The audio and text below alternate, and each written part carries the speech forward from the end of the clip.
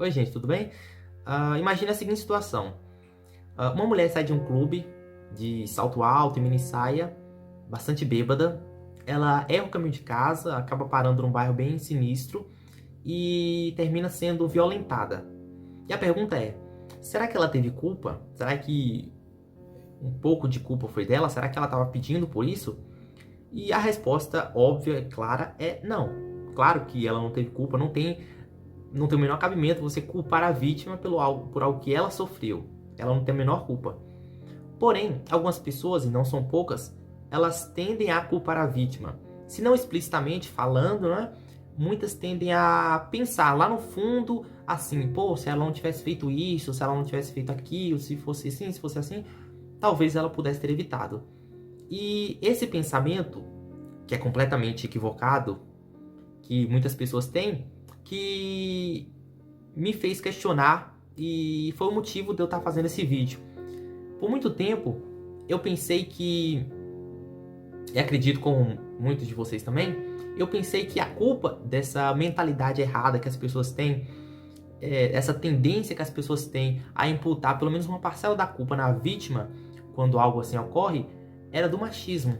Era culpa do machismo, do patriarcado, esse tipo de coisa. Por muito tempo eu pensei que fosse realmente culpa do machismo. Porém, semana passada, na verdade há 5 dias atrás, essa minha percepção mudou bastante. Eu estava lendo um livro chamado Você Não É Tão Esperto Quanto Pensa. Eu não lembro o nome do autor, mas o nome do livro é esse. Você Não É Tão Esperto Quanto Pensa. E o livro apresenta uma série de tópicos, de frases que nós estamos acostumados a pensar que estão certos, que a gente pensa de forma correta, mas na verdade é um equívoco, é um erro que a gente tem. Por exemplo, uma frase que a gente pensa que é correta. Nós somos seres racionais, nós pensamos racionalmente e tomamos a melhor decisão de acordo com as situações. E a verdade é, nós somos seres emocionais, nós agimos pelo impulso, pelas emoções, raiva, medo, inveja, ciúmes, vingança, ressentimento, alegria, tristeza, enfim, nós somos seres primariamente emocionais. E um desses tópicos, que é uma das coisas que nós acreditamos erroneamente, é chamado no livro de a falácia do mundo justo. E é uma coisa bem interessante que o livro apresenta, porque é uma coisa que, diferentemente do que as pessoas pensam, não é algo externo, algo culpa da sociedade, do machismo, do patriarcado, da opressão e tal. Pelo menos não unicamente. Claro, o machismo e nossa estrutura tem, sociedade, tem uma parcela de culpa. Porém, não é unicamente culpa do machismo esse tipo de situação. Essa tendência que nós temos a colocar culpa, pelo menos um pouco da culpa, na vítima, é algo muito mais interno, muito mais intrínseco e muito reforçado pela mídia também. E essa tendência que nós temos a colocar uma parcela de culpa na vítima quando esse tipo de situação ocorre, falar que a vítima teve um pouco de culpa, e se não falar, pelo menos pensar, essa tendência ocorre por 2 motivos, que eu vou explicar nesse vídeo. O primeiro motivo é uma questão mental, uma questão do nosso cérebro.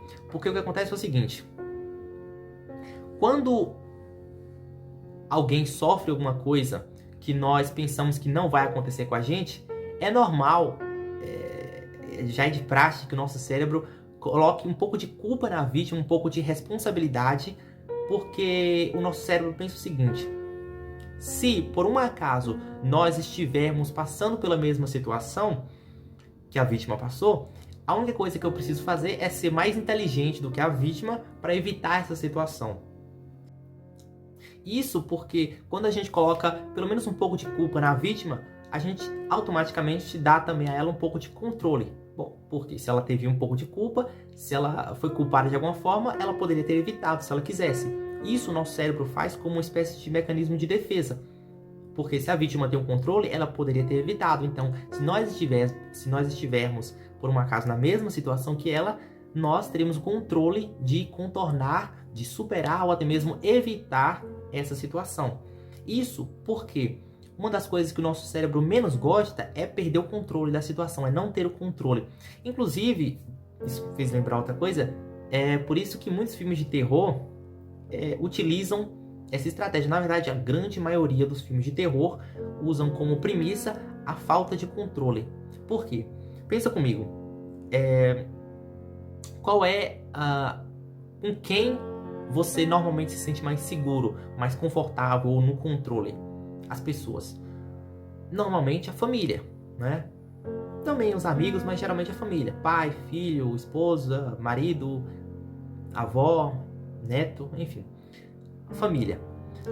Quando, em que período você se sente mais seguro, mais confortável, mais no controle? Durante o dia, né? Onde a luz do sol ilumina tudo, tudo claro, onde as crianças brincam na rua, onde as lojas estão todas abertas, todas as instituições estão funcionando,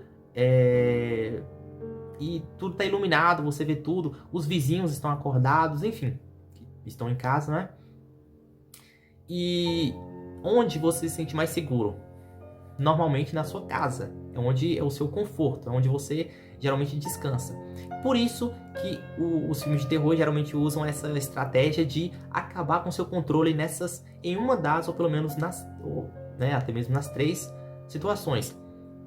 Muitos monstros, demônios e tal, atacam uma família, né? Você tá sozinho com a sua esposa, com seus pais, aí vê um monstro e tal. Ou, às vezes, o monstro, o vilão do filme de terror, geralmente é o próprio monstro, é um próprio membro da família. Quando a maioria dos filmes de terror acontece à noite, que é justamente quando você não enxerga, quando tá tudo escuro, quando não tem ninguém para você recorrer ou pedir ajuda. E onde? A casa. A maioria dos filmes de terror acontece em casa, né? Casa mal assombrada, casa maldita, casa de cera, o demônio sempre invade a casa. Por quê? Se você não se sente seguro na sua própria casa, acabou. Você perdeu totalmente o controle. E nesse momento, quem está assistindo consegue se colocar no lugar da pessoa e ficar com medo também. Porque se você estivesse naquela situação, você também ficaria apavorado. Se você não pudesse se sentir seguro na sua própria casa, acabou, né? Enfim, voltando pro assunto. Eu tô dando esse exemplo do abuso porque é o mais comum e que mais a gente vê notícias sobre isso, porém não é o único. Isso ocorre em várias situações na nossa vida. Por exemplo, quando você vê um mendigo na rua ou um usuário de drogas, né? Enfim, são várias situações. Enfim, esse foi o primeiro motivo. Foi a questão do controle. Nosso cérebro gosta de ter o controle. Então, nós gostamos de pensar que a vítima teve um pouco de culpa porque ela poderia ter contornado a situação se ela quisesse, de alguma forma. O segundo motivo que fortalece essa nossa tendência de culpar a vítima é muito impulsionado pelas mídias sociais, pela sociedade de modo geral. Por quê? Não todo, mas a grande maioria dos filmes que a gente assiste segue o padrão vilão mocinho. O que acontece é o seguinte: no final do filme, da série, do livro, o que acontece é o mocinho ganha, o vilão perde. O protagonista, né, ele consegue se casar com a mocinha, ele consegue o emprego que ele estava procurando, ele realiza seus sonhos, ele se liberta. Enquanto o vilão, o antagonista, ele é derrotado, ele é preso, de alguma forma ele perde, ele sai no prejuízo. E essa é a tendência que nós vemos, o bem vencendo o mal no final, em todo, ou pelo menos na grande maioria dos casos.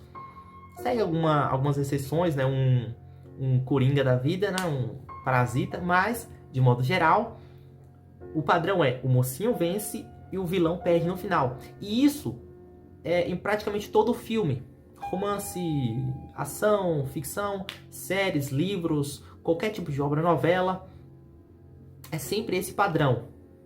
Então essa ideia de que o mocinho fez algo bom, então vai ser recompensado no final, e o vilão fez algo ruim, então vai ser culpado, vai ser condenado no final, isso faz sentido pra gente e nós temos uma tendência de ver e atribuir isso na nossa vida de um modo geral. Então o que a gente tem no nosso cotidiano é ação e reação, causa e consequência, feito e efeito, trabalho e recompensa, erro e punição. Isso faz sentido e é bom para nossa realidade porque dá sentido à nossa rotina e às coisas que nós vemos no nosso dia a dia. Novamente, algo que não faz sentido, algo que é fora dos padrões, algo que é embaraçoso e complexo demais, o nosso cérebro meio que rejeita, não gosta. Então essa ideia de que se uma pessoa está fazendo algo ruim é porque ele vai ser condenado no final, se a pessoa está fazendo algo bom, então ele vai ser recompensado no final, isso faz sentido pra gente. Então quando nós vemos uma pessoa sofrendo de alguma forma, nós tendemos a pensar, pô, se ela fez algo ruim, ela teve uma parcela de culpa. Se esse morador de rua não tem onde morar, provavelmente ele fez alguma coisa. Um usuário de drogas, se ele tá usando, pô, se eu estivesse no lugar dele, eu teria o controle, eu teria o domínio da situação, eu pararia de usar drogas no mesmo dia. Então se ele não para, é porque ele não quer, é porque a culpa é dele, entende? Então, enfim, era isso que eu queria falar pra vocês, é um pensamento que eu queria compartilhar, é um livro bem legal. Eu vou colocar aí na descrição o nome do livro e o autor, vou pesquisar. Mas enfim, eu tô lendo ele e é bem legal e traz uma série de pontos que nós acreditamos serem verdade e que na verdade são ilusões da nossa cabeça. Então é isso, se tiverem gostado do vídeo, curtam e se inscrevam, caso vocês queiram. Tchau!